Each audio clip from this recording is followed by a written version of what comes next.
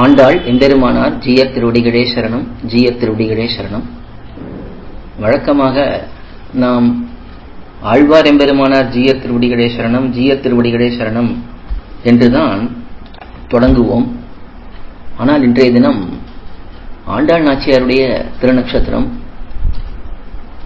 இன்னோ திருவாடிப்பூரம் எமக்காக வந்தோ இங்கு ஆண்டாள் அவதரித்தாள், உன்னாத வாழ்வான வைகுந்த வான்புகந்தன்னை இகழ்ந்து ஆழ்வார் திருமகளாராய் என்று இன்றைய நாள்பாட்டு ஆண்டாள் நாச்சியாருடைய திருநக்ஷத்திரத்தை மணவாள மாமுனிகள் அற்புதமாக கொண்டாடி ஆண்டாள் நாச்சியாருடைய வைபவத்தை நன்றாக வெளியிட்டுள்ள ஒரு பாசுரம். அதை சேவிக்கும் பொழுது இந்த ஒரு அனுபவம் தோன்றினது. அதை பகிர்ந்து கொள்ளலாம் என்று இந்த சின்ன பதிவு. ஆழ்வார் என்பது நம்மாழ்வாரை குறிக்கும், எம்பெருமானார் என்பது ராமானுஜரை குறிக்கும், ஜீயர் என்பது மணவாள மாமுனிகளை குறிக்கும், ஜீயர் என்பது பொன்னடிக்கால் ஜீயரை குறிக்கும். இப்படி 4 திருநாமங்களை சொல்லியே நாம் எப்பொழுதும் அனுபவங்களை பகிர்ந்து கொள்வது, முடிக்கும் பொழுதும் அதையே சொல்லி முடிப்பது என்று செய்து வருகிறோம்.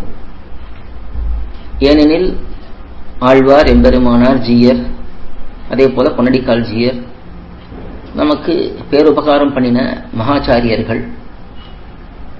அவர்களுடைய வைபவத்தை நினைவிலே கொண்டே நாம் எந்த அனுபவத்தையும் பண்ணுவது என்று வைத்திருக்கிறோம். ஆனால் இன்றைய தினம் ஆண்டாள் நாச்சியாருடைய திருநக்ஷத்திரமாக இருப்பதனாலே ஆண்டாள் நாச்சியாருக்கும் எம்பெருமானாருக்கும் ஜீயருக்கும் இருக்கக்கூடிய ஒரு ஒற்றுமை, ஒரு சில ஒற்றுமைகள் அவை மனதிலே நிழலாடின. அதை முன்னிட்டுக் கொண்டே இந்த அனுபவ பகிர்தல். ஆழ்வார் நம்மாழ்வார் எம்பெருமானாலே மயர்வர மதிநலம் அருளப் பெற்றவர். மயர்வர மதிநலம் அருளப் பெற்றவர் என்றாலே அவர் முன்பு இந்த சம்சாரத்திலே இருந்தவர், அனாதி காலமாக சம்சாரத்திலே உழன்று கொண்டிருந்தவர்.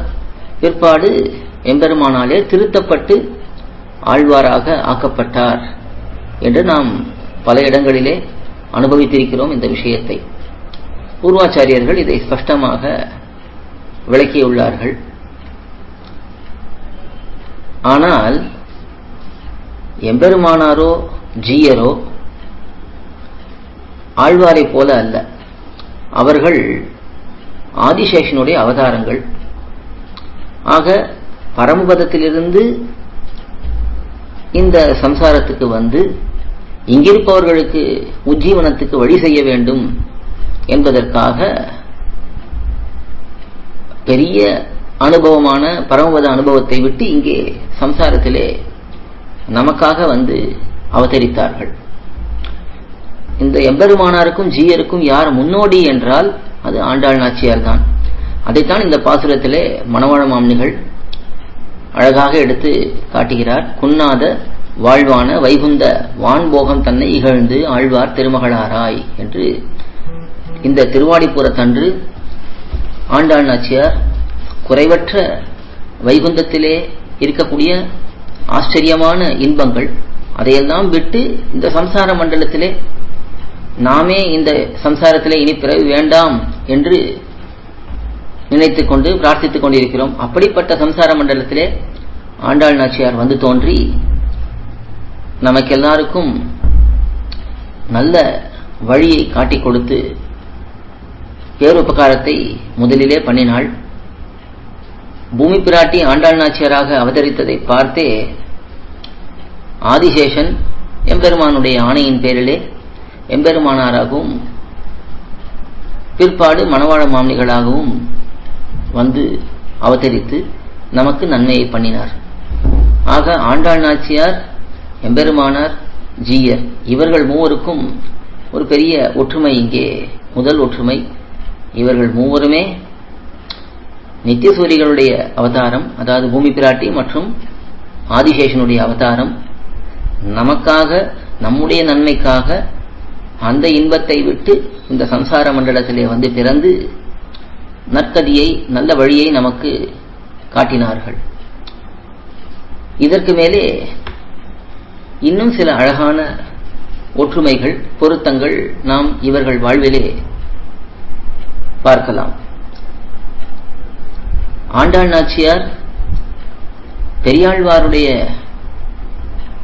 உபதேசத்தை முன்னிட்டுக் கொண்டே, பெரியாழ்வாருடைய கிருபையை முன்னிட்டுக் கொண்டே எம்பெருமானை அணுகினவள். தன்னை ஒவ்வொரு தடவையும் சொல்லிக் கொள்ளும் பொழுதும் விட்டுச்சித்தன் கோதை, பட்டர்பிரான் கோதை என்றே தன்னை சொல்லிக் கொண்டாள்.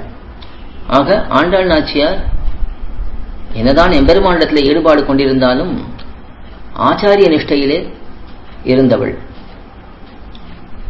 அதே போல எம்பெருமானாரும் மாறன் அடிபணிந்துய்ந்தவன் என்று நம்மாழ்வாருடைய திருவடி நிலைகளாகவே கொண்டாடப்படுகிறார்.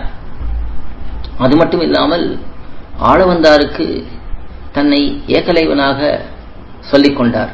எப்படி துரோணரிடத்திலே நேரே கற்றுக்கொள்ளாமல்